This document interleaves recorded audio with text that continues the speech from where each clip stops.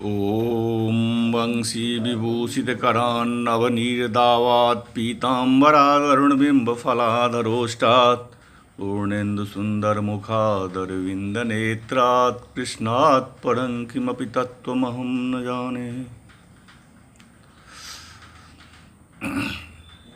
मैं कमलेश झा, सहायक प्रोफेसर, जूथालाल संस्कृत महाविद्यालय, मझौलिया, पश्चिम चंपारण।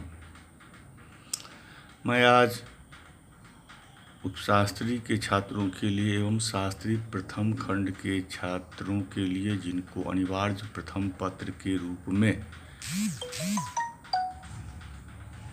संस्कृत व्याकरण पढ़ाई जाती है, जिसके अंतर्गत लघु शब्द सिद्धांत, जिसके अंतर्गत लघु सिद्धांत नामक पुस्तक की पढ़ाई होती है। प्रस्तुत पुस्तक का समास प्रकरण प्रारंभ करने जा रहा हूँ। सर्वप्रथम समास किसे कहते हैं? समास एक संज्ञा है। अनेक पदानाम एक पदी भवनम समासः। अनेक पद मिलकर एक पद होना समास है। समास का विग्रह है समसनम समासः, अर्थात संक्षिप्त होने को, वर्णों के संक्षिप्तीकरण को समास कहते हैं। दो या दो से अधिक शब्द जहाँ एक जगह एक पद एक अर्थ वाले बन जाते हैं उसे समास कहते हैं। जैसे गंगायाः जलम, गंगा जलम। यहाँ अब आइए जो तत्रादौ केवल समास, तो समासः पंचधा तत्र समसनम समासः स्वच विशेष संज्ञा विनिर्मुक्तः केवल समासः प्रथमः प्रायेण पूर्व पदार्थ प्रधानो अव्ययी भावः द्वितीयः प्रायेण उत्तर पदार्थ प्रधानस्तत्पुरुषस्तृतीयः तत्पुरुष भेदः कर्मधारयः कर्मधारय भेदो द्विगुः प्रायेण अन्य पदार्थ प्रधानो बहुव्रीश्चतुर्थः प्रायेण उभय पदार्थ प्रधानो द्वंद्वः पंचमः। केवल समास। अब समास प्रकरण का आरंभ होता है। समास ज्ञान के लिए संस्कृत का ज्ञान हो ही नहीं सकता। समास ज्ञान के बिना संस्कृत का ज्ञान हो ही नहीं सकता। इसीलिए समास का ज्ञान संधि ज्ञान के साथ ही आवश्यक है। हिंदी आदि भाषाओं में भी समास होता ही है। जैसे राम नाम, इस वाक्य में राम का नाम अर्थात राम नाम, गंगा का जल, गंगा जल, देश का भक्त, देशभक्त, मत का अधिकार, मताधिकार आदि। हम हिंदी आदि भाषाओं में समास हुए शब्दों का प्रयोग तो करते हैं, किंतु यह नहीं जानते कि समास क्या होता है। आइए समास के विषय में थोड़ी चर्चा करते हैं। समास एक संज्ञा है।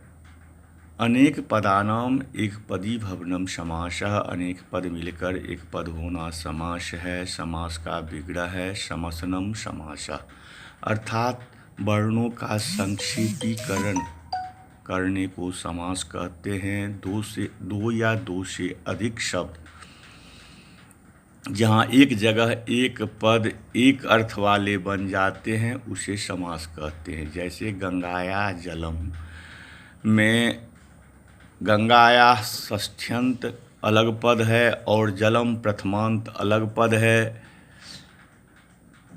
गंगायाः का अर्थ है गंगा का और जलम का अर्थ है गंगा जलम, और अर्थ भी एक ही होगा, गंगा जल।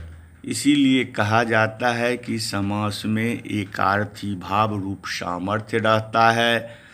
जहाँ पदार्थों की एक साथ उपस्थिति होती है पृथक पृथक नहीं, वहाँ एकार्थी भाव रूप सामर्थ्य होता है। समास दो या दो से अधिक शब्दों के साथ होता है। समास के 5 भेद होते हैं।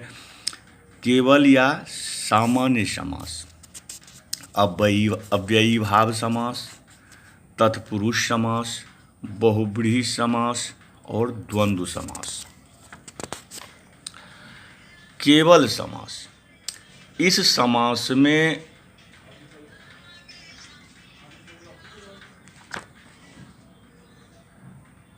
स्वच विशेष संज्ञा विनिर्मुक्तः केवल समास प्रथमा।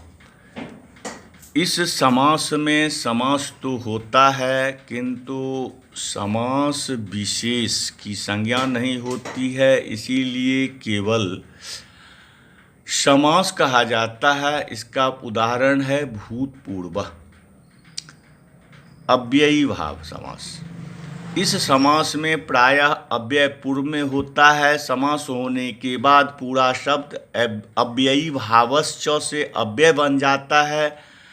इस समास में पूर्व पद के अर्थ की प्रधानता होती है। इसका उदाहरण है उपकृष्णम, कृष्ण अर्थात कृष्ण के समीप। उसके बाद तत्पुरुष समास, तत्पुरुष समास में उत्तर पद अथवा प्रायेण पूर्व पदार्थ प्रधानो अव्ययी भाव, प्रायेण उत्तर पदार्थ प्रधानस तत्पुरुषः तृतीय। तत्पुरुष समास में उत्तर पद अथवा पर पद अर्थात दूसरा या अंतिम पद का अर्थ प्रधान होता है। इसका विग्रह करना भी सरल ही है, जैसे सह पुरुषः तत्पुरुषः, तीन पुरुषः तत्पुरुषः, सह पुरुषः तत्पुरुषः, तम पुरुषः तत्पुरुषः, तीन पुरुषः तत्पुरुषः, सह पुरुषः तत्पुरुषः प्रथमा विभक्ति, तम पुरुषः तत्पुरुषः द्वितीया विभक्ति, तीन पुरुषः तत्पुरुषः तृतीया विभक्ति, तस्मै पुरुषः तत्पुरुषः चतुर्थी विभक्ति, चतुर्थी तत्पुरुष, तस्मात् पुरुषः तत्पुरुषः पंचमी तत्पुरुष, तस्य पुरुषः तत्पुरुषः षष्ठी तत्पुरुष, तस्मिन् पुरुषः तत्पुरुषः सप्तमी तत्पुरुष। उसके बाद बहुब्रीहि समास, इस समास में बहुब्रीहि समास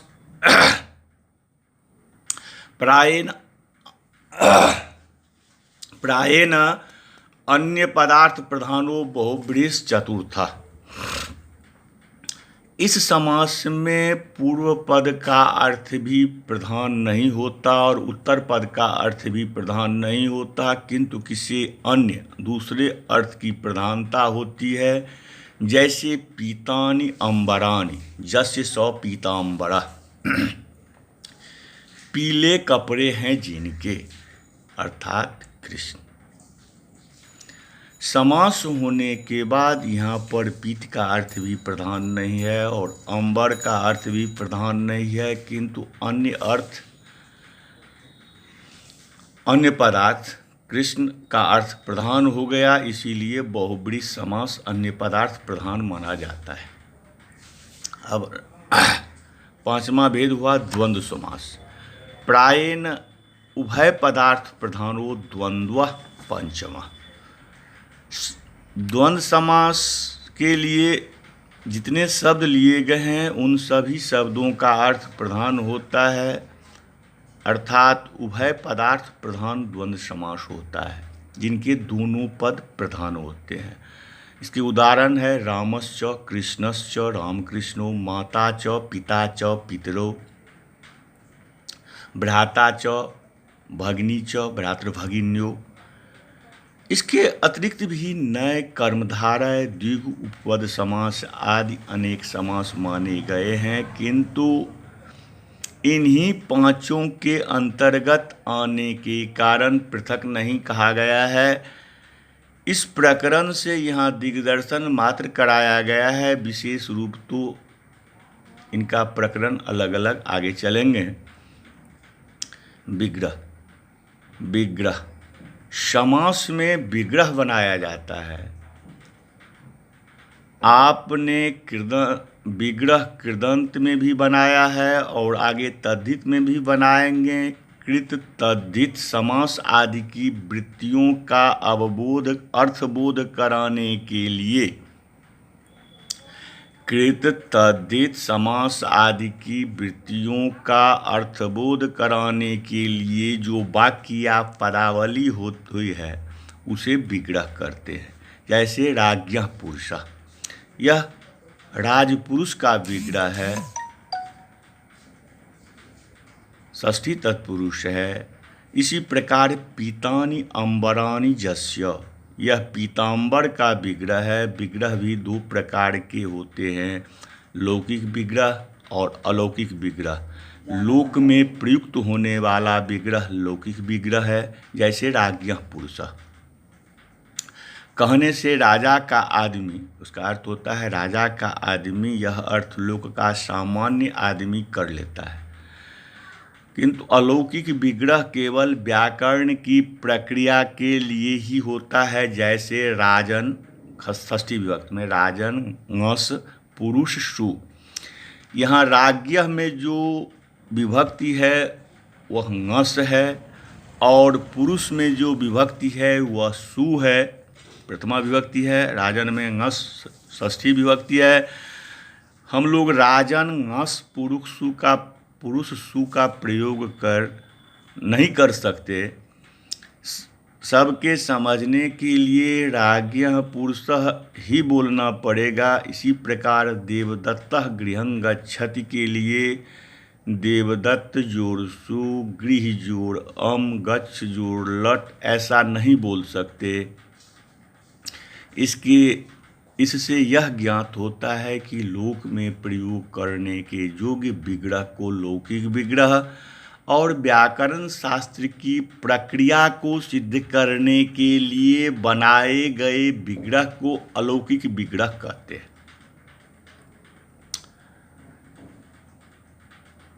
अब समर्थक पद सूत्र है, समर्थक पद विधि।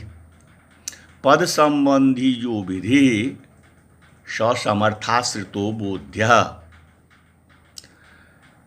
समर्थ पद विधि, पदस्य विधि, पद विधि षष्ठी तत्पुरुष, समर्थः प्रथमान्तं, पद विधि प्रथमान्तं, द्विपदम इदं सूत्रम।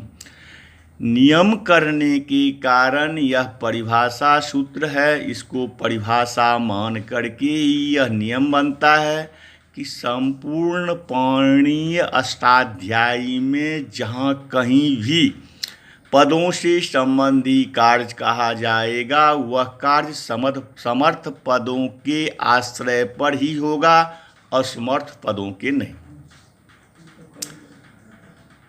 अब आकांक्षा आदि के द्वारा पदार्थों में परस्पर संबंध होने की योग्यता होना ही सामर्थ्य है। आकांक्षा आदि के द्वारा पदार्थों में परस्पर संबंध होने की योग्यता होना ही सामर्थ्य है। जैसे सुवर्णस्य कहने के बाद यह आकांक्षा होती है कि सुवर्ण का क्या। उत्तर में कहा जाता है कि कंकणम, सोने का क्या, कंगना। सोने की क्या आकांक्षा है, प्रश्नवाचक चिन्ह। सोने की क्या प्रश्न उठता है, जिज्ञासा उठती है मन में कि आकांक्षा कंगना से पूर्ण होती है। इस तरह सुवर्णस्य और कंकणम ये दोनों पद परस्पर आकांक्षा युक्त हैं। इन दोनों पद में सामर्थ्य है, इसीलिए इनके पद संबंधी कार्य समासिक हो जाएंगे। भारजा सुवर्णस्य कंकणम राज्ञः में भारजा का सुवर्ण के साथ और कंकण का राज्ञः के साथ परस्पर आकांक्षा न होने से इसमें वाक्य में सामर्थ्य नहीं है।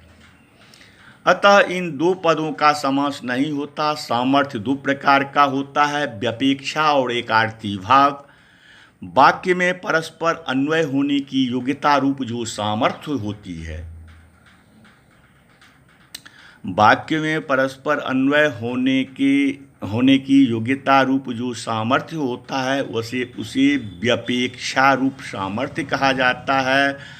और समास हो जाने के बाद समस्त पदों के द्वारा जो विशिष्ट अर्थ की उपस्थित होती है उसे एकार्थी भाव रूप सामर्थ्य कहा जाता है। इसी प्रकार कृत, तद्धित आदि प्रत्यय संबंधी कार्य भी पद कार्य हैं, अतः वे भी समस्त पदों में ही होते हैं। अब अगला सूत्र है प्राक्कडारात् समासः। प्राक्कडारात् समासः कडारा कर्मधारये इत्यतः प्राक् समास इत्यधिक्रियते।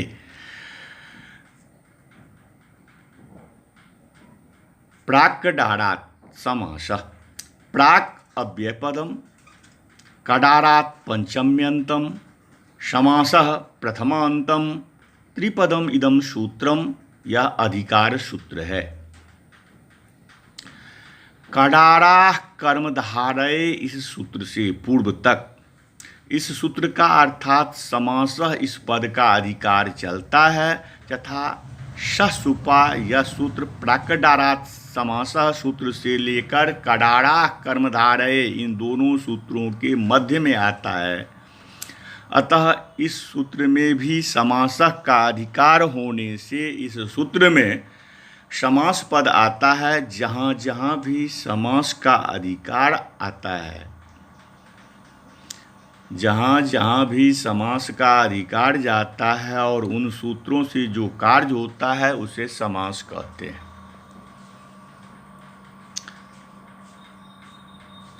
अब अगला सूत्र है सहसुपा। शुप सुपा सहवा समस्यते समासत्वात् प्रातिपदिकत्वेन सुपो लुक परार्थाविधानम वृत्तिः कृतद्धित समासैक शेष सनाद्यंत धातु रूपाः पंचवृत्तयः वृत्त्यर्थावबोधकं वाक्यं विग्रह स च लौकिको अलौकिकश्चेति द्विधा तत्र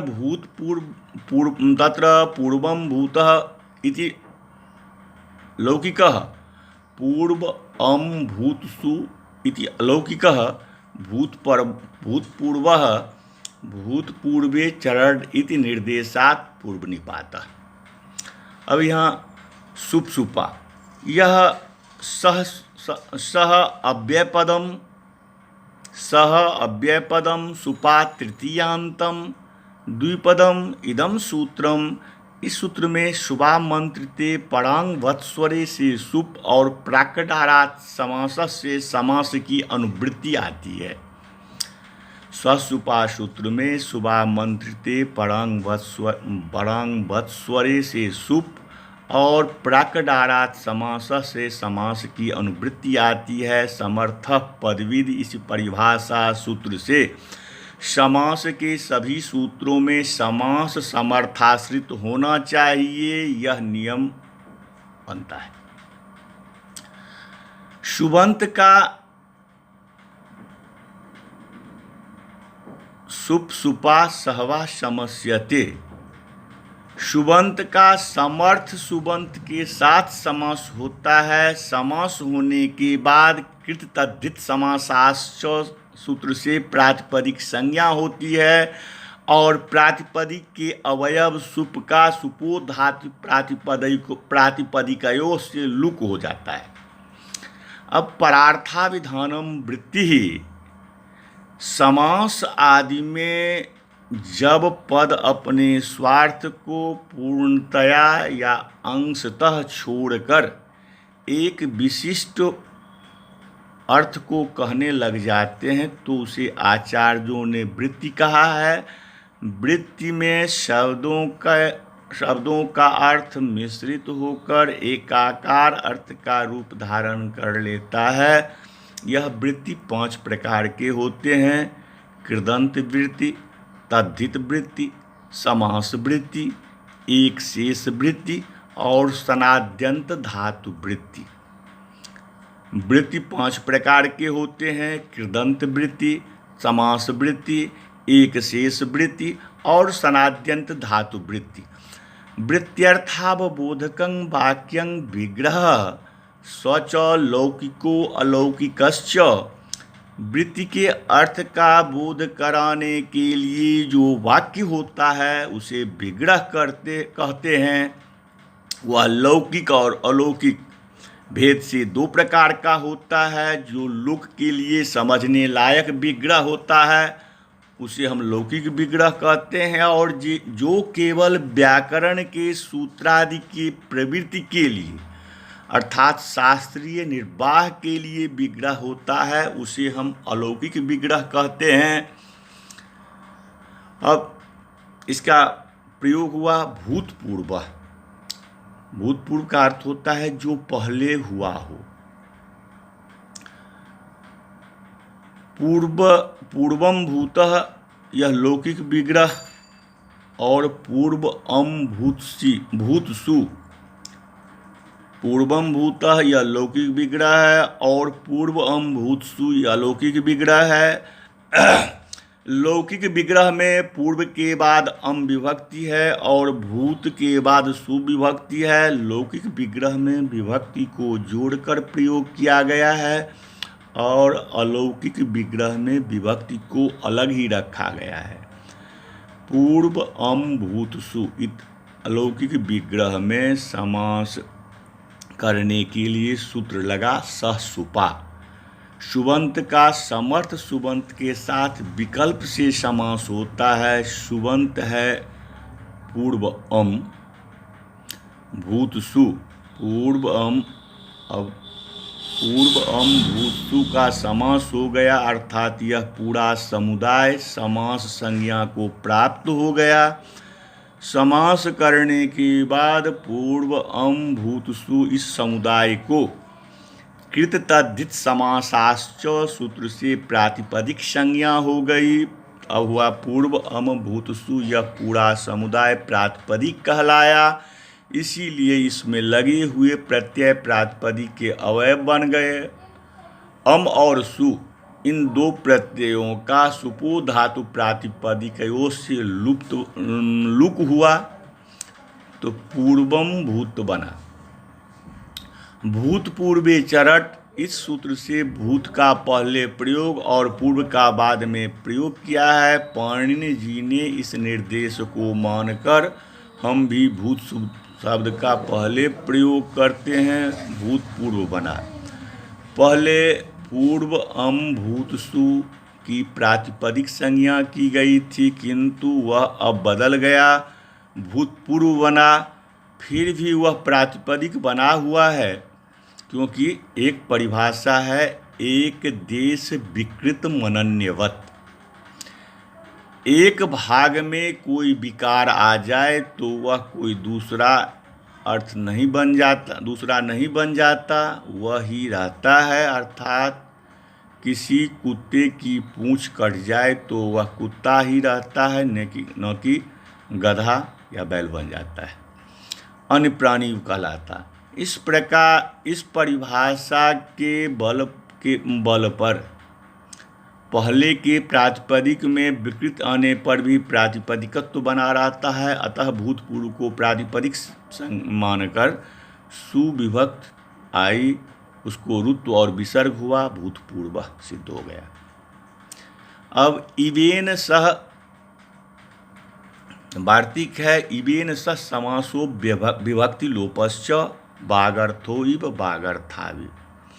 इवेन सह समासो विभक्ति लोपश्च यह वार्तिक है। इव शब्द के साथ सुबंत का समास होता है और विभक्ति का लोप नहीं होता। यह सूत्र समास करने के साथ साथ सुपो धातु प्रातिपदिकयों से प्राप्त विभक्ति के लुक का निषेध भी करता है।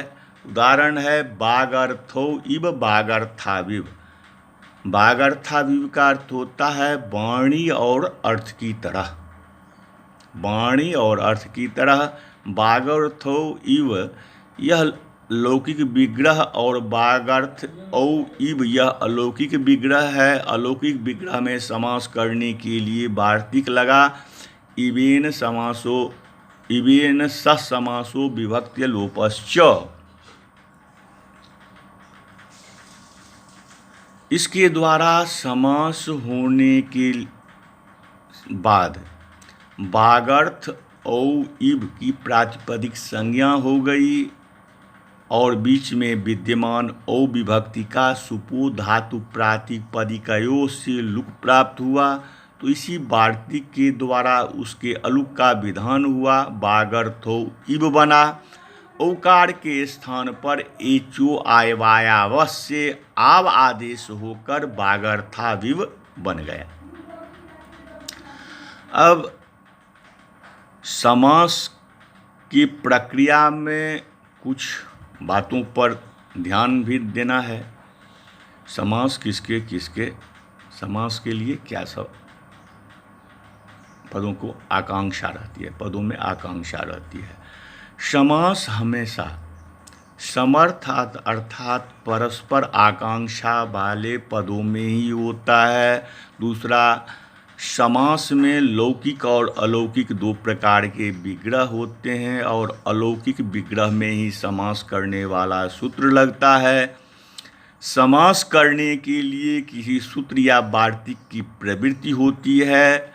चौथा, समास करने के बाद संपूर्ण समुदाय को कृतद्धित समासाश्च प्रातिपदिक संज्ञा होती है।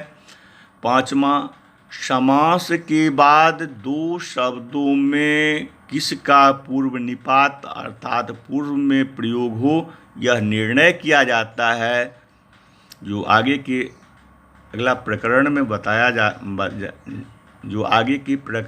बताया जा रहा है, जिसमें उपसर्जन संज्ञा और उपसर्जन संज्ञा का पूर्व निपात आदि समावेश है, सन्निवेश है। और छठा, अंत में समास के प्रातिपदिक होने के कारण पुनः सु आदि प्रत्ययों की उत्पत्ति होती है, किंतु अब किए जाने वाले सु आदि प्रत्ययों का सुपु धातु प्रातिपदिकयों से लुक नहीं होगा, क्योंकि ये अब प्रातिपदिक के अवयव नहीं हैं। समास के लिए बनाए गए विग्रह में समास होने के बाद प्रातिपदिक संज्ञा होने से वे प्रातिपदिक के अवयव होते हैं। अब अव्ययी भाव प्रकरण प्रारंभ हो रहा है। अव्ययी भाव यह अधिकार सूत्र है। अधिकारोऽयं प्राक् तत्पुरुषात्। यह अव्ययी भाव समास का यहाँ से आरंभ होता है। प्रायः इस समास में एक पद अव्यय संज्ञक होता है और एक पद अनव्यय। उस अव्यय के साथ समास होने पर, उस अव्यय पद के साथ समास होने पर उस समस्त शब्द को भी अव्ययी भावस्य सूत्र से अव्यय संज्ञा होती है। और अव्ययी भाव समास होने के बाद शब्द अव्यय बन जाता है। इस समास में पूर्व पद के अर्थ की प्रधानता होती है। अव्ययी भाव प्रथमांतम एक पदम इदम सूत्रम, यह अधिकार सूत्र है। तत्पुरुष, इस सूत्र से पहले तक। अधिकारोऽयं प्राक् तत्पुरुषात्, तत्पुरुष इस सूत्र से पहले तक अव्ययी भाव सूत्र का अधिकार है। यह सूत्र तत्पुरुष से पहले तक की सभी सूत्रों में जाकर कहता है कि तुमने जो समास किया है उसे अव्ययी भाव समास कहते हैं। दूसरा सूत्र है अव्ययम विभक्ति समीप समृद्धि व्यर्थ्यर्था भावात्तया संप्रति शब्द प्रादुर्भाव पश्चात यथानुपूर्व जोगपद्य सादृश्य संपत्ति साकल्यांत वचनेषु। अव्ययम विभक्ति समीप समृद्धि वृद्ध्यर्था भावात्तया संप्रति शब्द प्रादुर्भाव पश्चात यथानुपूर्व जोगपद्य सादृश्य संपत्ति साकल्यांत वचनेषु। विभक्त्यर्थादिषु वर्तमानमव्ययं सुबन्तेन सुव नित्यं समस्यते सो अव्ययी भावः। प्रायेण विग्रहो नित्य समासः, प्रायेण अश्वपद विग्रहो वा विभक्तो हरिं नी अधि इति स्थिते।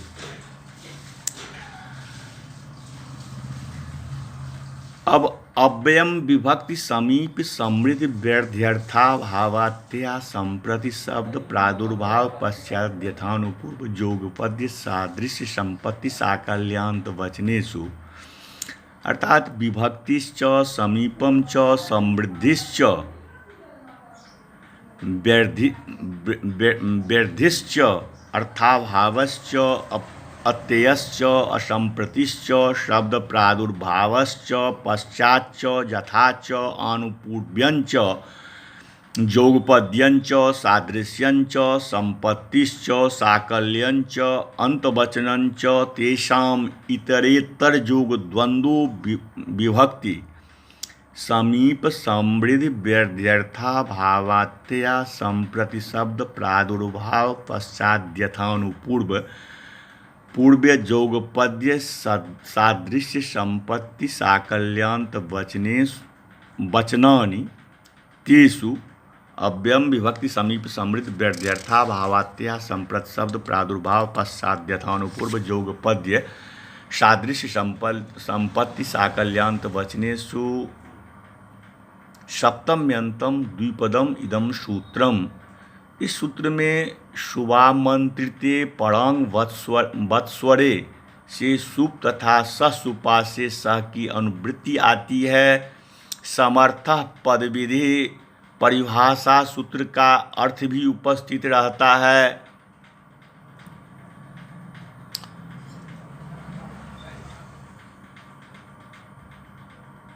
कहते का मतलब है जो विभक्ति समीप समृद्धि व्यर्थि समीप नज़दीक समृद्धि रिद्धि का अधिक वृद्धि का अभाव व्यर्थि वृद्धि का अभाव अर्थाभाव अत्यय नष्ट होना असंप्रति अभियुक्त न होना शब्द प्रादुर्भाव शब्द का सादृश्य अनुपूर्व क्रमशः जोगपद्य एक साथ होना सादृश्य सदृश संपत्ति साकल्य मतलब संपूर्णता और अंत समाप्ति अर्थों में विद्यमान अव्यय का समर्थ सुबंत के साथ नित्य ही समास होता है।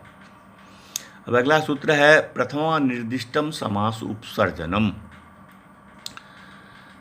प्रथमा निर्दिष्टम समास उपसर्जनम समास शास्त्रे प्रथमा निर्दिष्टम उपसर्जन संज्ञं स्यात्। प्रथमा निर्दिष्टम समास उपसर्जनम इसका व्याख्या है प्रथमया निर्दिष्टम प्रथमा निर्दिष्टम प्रथमया निर्दिष्टम प्रथमा निर्दिष्टम प्रथमा निर्दिष्टम प्रथमांतम समासय सप्तम्यंतम उपसर्जनम प्रथमांतम त्रिपदम इदम सूत्रम। समास विधायक सूत्र में प्रथमांत जो पद उसके द्वारा निर्दिष्ट शब्द उपसर्जन संज्ञक होता है। समास सूत्र में प्रथमांत जो पद उसके द्वारा निर्दिष्ट शब्द उपसर्जन संज्ञक होता है। समास करने वाले सूत्रों में अथवा अनुवृत्ति लाकर बनाई गई वृत्ति में जो शब्द प्रथमा विभक्ति वाला है उसके द्वारा निर्दिष्ट जो पद उसकी यह सूत्र उपसर्जन संज्ञा करता है। जैसे अव्ययम विभक्ति समीप समृद्ध व्यर्थ्यर्था भावात्या संप्रत शब्द प्रादुर्भाव पश्चात यथानुपूर्व जोगपद्य सादृश्य संपत्ति साकल्यांत वचनेषु यह सूत्र समास विधायक है। इस सूत्र में प्रथमांत है इस सूत्र में प्रथमांत पद है। अव्ययम इस पद से जिसका ग्रहण किया जाता है उस प्रथमांत पद है। अव्ययम इस पद से जिसका ग्रहण किया जाता है उसकी उपसर्जन संज्ञा की जाती है। तो आगे के प्रयोगों में अधि आदि पद अव्यय से दृश्यमान है अतः उपसर्जन संज्ञा हो जाएगी। अब है उपसर्जनम पूर्वम। समासे उपसर्जनम प्राक् प्रयोज्यम इत्यधे प्राक् प्रयोगः सुपांग लुक एक देश विकृतस्या अन्यान्यत्वात् प्रातिपदिक संज्ञायां स्वाद व्युत्पत्ति अव्ययी भावश्चेत्यव्ययत्वात् सुपोलुक अधिहरि। अब उपसर्जनम पूर्वम उपसर्जनम प्रथमांतम पूर्वम प्रथमांतम द्विपदम इदम सूत्रम उपसर्जन संज्ञा का सा उपसमासे उपसर्जनम प्राक् प्रयोज्यम। मतलब उपसर्जन संज्ञा का पूर्व में प्रयोग होता है। यह सूत्र जिसकी प्रथमा निर्दिष्टम समास उपसर्जनम से उपसर्जन संज्ञा हुई उसे पूर्व में प्रयोग करने का निर्देश देता है। उदाहरण अधिहरि अर्थात हरि में। यह विभक्ति अर्थ में समास का उदाहरण है। इस प्रयोग में अधि शब्द सप्तमी विभक्ति के अर्थ में प्रयुक्त हुआ है। हरौ इति अधिहरि, उसका विग्रह होगा हरौ इति लौकिक विग्रह, और हरि अलौकिक विग्रह में हरि ङी अधि, यह अलौकिक विग्रह है। सूत्र अलौकिक विग्रह में ही लगते हैं।